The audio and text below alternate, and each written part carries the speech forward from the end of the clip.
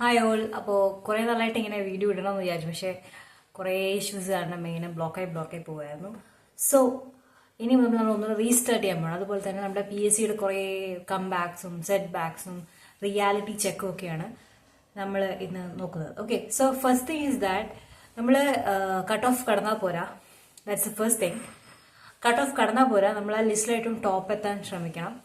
അതിനുവേണ്ടി എപ്പോഴും നമ്മൾ വർക്ക് ചെയ്തുകൊണ്ടിരിക്കണം. സെക്കൻഡ് തിങ് ഈസ് ദാറ്റ് ഏത് ലിസ്റ്റ് വന്നാലും നിങ്ങൾ ഈ പഠനം നിർത്താതെ കണ്ടിന്യൂസ് ആയിട്ട് പഠിച്ചുകൊണ്ടിരിക്കണം. And reality number 3 is that ഒരു ലിസ്റ്റിൽ ടോപ്പിലെത്തിയാലും നിങ്ങൾക്ക് ജോലി കിട്ടാനുള്ള സാധ്യത വളരെ കുറവായിരിക്കും. ആൻഡ് എന്ത് ഈ 4 അല്ലേ? ഓക്കെ, ഇനി അഞ്ചാമത്തെ വളരെ ഇമ്പോർട്ടൻ്റ് ഉള്ള കാര്യം എന്ന് വെച്ച് കഴിഞ്ഞാൽ ഏതൊക്കെ പുതിയ റാങ്ക് ഫയൽ വന്നാലും you should stick to the basics. Basics ഉദ്ദേശിക്കുന്നത് NCERT, SCERT, അതുപോലെ തന്നെ ലക്ഷ്മികാന്ത്, നമ്മുടെ Indian budget, Indian economic survey, Kerala budget, Kerala survey, ഇതെല്ലാം തന്നെ ബേസിക് സംഭവങ്ങളാണ്. അതുപോലെ കേരള സ്കീംസ്, ഗവൺമെന്റ് സൈറ്റ്സ്, ഇതെല്ലാം തന്നെ നമ്മൾ എന്ത് ചെയ്യണം? വൃത്തിക്ക് നോക്കിയിട്ട് വേണം പോവാൻ. ഏതൊരു എക്സാമിനേഷനും we should look on these things. ഇനി ഞാൻ പറയാൻ പോകുന്ന കുറച്ച് കാര്യങ്ങൾ മാർച്ച് ഏപ്രിൽ സമയത്തായിരിക്കും നമ്മുടെ RRB നിങ്ങൾ അപ്ലൈ ചെയ്തിട്ടുണ്ടെങ്കിൽ RRB NTPCയും മാർച്ച് ഏപ്രിൽ സമയത്തായിരിക്കും വരുന്നത്.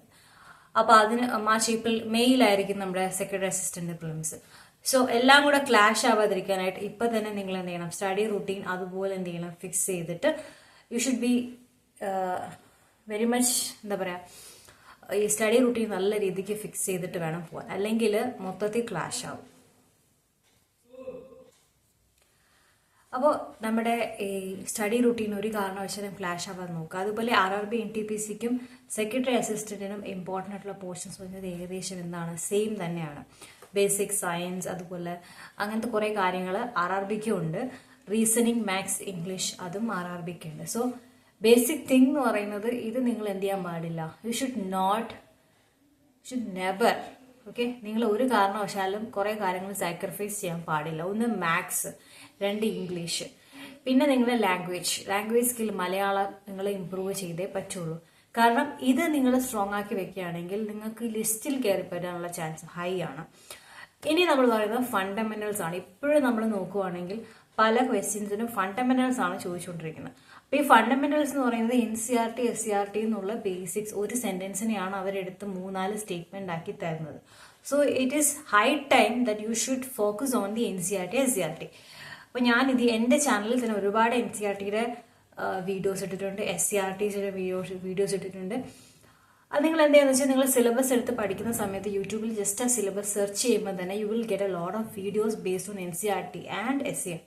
അപ്പൊ ഇത് രണ്ടും നിങ്ങൾ ഫോക്കസ് ചെയ്ത് പഠിക്കുകയാണെങ്കിൽ ഉറപ്പായിട്ടും there is A high chance. ഇനി ഞാൻ വേറൊരു കാര്യം പറയാൻ പോകുന്നത് ഒരു ടിപ്പായിട്ട് നിങ്ങൾ കണക്കാക്കാം. അതായത് ഈ സെക്രട്ടറി അസിസ്റ്റന്റ് എന്ന് പറയുന്നത് it's A very competitive examination. Almost every person who has A degree will write this examination. And നമ്മൾ UPSC സിവിൽ സർവീസ് പഠിക്കുന്ന പിള്ളേരും ഇത് എഴുതും. ഓക്കെ, അപ്പൊ ഇത് കിട്ടുന്ന ഭൂരിഭാഗം ആൾക്കാരും അതായിരിക്കും. പക്ഷെ നിങ്ങൾക്ക് അവിടെ ഒരു മേൽക്കൈ കിട്ടാനായിട്ട് നിങ്ങൾ ശ്രദ്ധിക്കണം. നിങ്ങൾ സിലബസ് സ്റ്റിക്ക് ഓൺ ചെയ്ത് ലക്ഷ്മികാന്ത് എടുത്ത് വെച്ച് നിങ്ങൾ പഠിക്കുവാണെങ്കിൽ ഉറപ്പായിട്ടും നിങ്ങൾക്ക് ഈ ലിസ്റ്റിൽ നല്ല മാർക്ക് കിട്ടും. ഓക്കെ, അതൊരു സംഭവമാണ്. ഇനി നിങ്ങൾ കാണാൻ പോകുന്ന കുറച്ച് കാര്യങ്ങൾ, നിങ്ങൾ ലിസ്റ്റിൽ വന്നാലും നിങ്ങൾക്ക് ജോലി കിട്ടാത്ത അവസ്ഥ ഉണ്ട്. കാരണം നിങ്ങളുടെ മുകളിലുള്ള റാങ്ക് ലിസ്റ്റിലുള്ള ആൾക്കാർക്ക് ഈവൻ ദോ അവർക്ക് വേറെ ജോലി ഉണ്ടെങ്കിൽ പോലും they will not give deletion അല്ലെങ്കിൽ NJT അങ്ങനെയൊന്നും കൊടുക്കാതെ വരുന്ന രീതി ആവുമ്പോൾ വേക്കൻസി റിപ്പോർട്ട് ചെയ്യാൻ വൈകും. അതനുസരിച്ച് ലിസ്റ്റ് മൂവ് ചെയ്യുന്നതും പോകും. അതുകൊണ്ട് നമ്മൾ താഴെ നിൽക്കുന്ന ആൾക്കാർക്ക് ജോലി കിട്ടാൻ ചാൻസ് വളരെ കുറവാണ്. ഇത് ഞാൻ പല റാങ്ക് ലിസ്റ്റിലും താഴെ ആയതുകൊണ്ട് എനിക്കറിയാവുന്ന, പേഴ്സണലി അറിയാവുന്നത് കൊണ്ട് ഞാൻ നിങ്ങളെ അഡ്വൈസ് ചെയ്യുന്നതാണ്. So it's like that. Okay, ഇനി ഞാൻ എവിടെയായിരുന്നു കുറച്ച് നാള്? ബിക്കോസ് ഞാൻ കുറച്ച് നാള് ബിസി മീൻസ് എനിക്ക് തിരിച്ച് യൂട്യൂബിലേക്ക് വരാനുള്ള ഒരു മൈൻഡ് സെറ്റ് ഇല്ലായിരുന്നു. ഓക്കെ, ഫസ്റ്റ് ഓഫ് ഓൾ പിന്നെ ഞാൻ വിചാരിച്ചു ഞാൻ ഇട്ടിരിക്കുന്ന കണ്ടന്റ്സ് തന്നെ നിങ്ങൾ കണ്ടു തീർത്തിട്ടില്ല ഒരുപാട് പേര്. So just go and watch those contents എന്ന് ഞാൻ വിചാരിച്ചു. പിന്നെ ഞാൻ കഷ്ടപ്പെട്ടിട്ട് ഒരുപാട് കണ്ടന്റ്സ് ഉണ്ട്, അതിപ്പോഴും വ്യൂസ് വളരെ കുറവാണ്. അപ്പോൾ ഇതൊക്കെ കൊണ്ടാണ് ഞാൻ വീഡിയോസ് എടുത്ത് നിർത്തിയത്. ബട്ട് സ്റ്റിൽ ഒരുപാട് ആൾക്കാർക്ക് എൻ്റെ വീഡിയോസ് ഇഷ്ടമാണ്, താല്പര്യമാണെന്ന് വിചാരിച്ചിട്ടാണ് ഞാൻ വീണ്ടും വീഡിയോസ് അപ്ലോഡ് ചെയ്യുന്നത്. So kindly if you are interested in more videos താഴെ കമന്റ് ചെയ്യുക ഏതൊക്കെ വീഡിയോസ് ഏതൊക്കെ കണ്ടന്റ് വേണമെന്ന്. എക്കണോമിക്സിന്റെ ബേസിക്സ് കാര്യങ്ങളെല്ലാം നമ്മൾ ഇതുവരെ PSC ചോദിച്ചിട്ടുള്ള എല്ലാ കാര്യങ്ങളും ഞാൻ ഇതിന് PSC ക്വസ്റ്റ്യൻ ഇടുന്നതിന് മുന്നേ തന്നെ ഒരു 2 years 3 years മുന്നേ തന്നെ ഞാൻ അപ്ലോഡ് ചെയ്തിട്ടുണ്ട്. അതൊരു റിയാലിറ്റിയാണ്. അതുപോലെ മോഡേൺ ഇന്ത്യ സ്പെക്ട്രം ഇതൊക്കെ ഞാൻ അപ്ലോഡ് ചെയ്തിട്ടുണ്ട്. So kindly go and watch. Okay, അപ്പോൾ ഈ ബേസിക്സ് ബുക്സ് ഏതെന്നൊക്കെ ഞാൻ പറഞ്ഞുതരാം. ഒന്ന് നിങ്ങൾക്ക് എല്ലാവർക്കും അറിയാം, നമ്മുടെ Laxmikanth, Indian polity by Laxmikanth. Second one is Rajiv അഹേറിന്റെ modern India. Okay, brief history of modern India. വളരെ ഇമ്പോർട്ടൻ്റ് ആണ്. അതിൽ ഓരോ സെന്റൻസും ഇമ്പോർട്ടൻ്റ് ആണ്. അതിലൊരു ഫൺ ഫാക്ട് എന്ന് വെച്ച് കഴിഞ്ഞാൽ നമ്മളത് വായിക്കുമ്പോൾ ഉറങ്ങിപ്പോവും.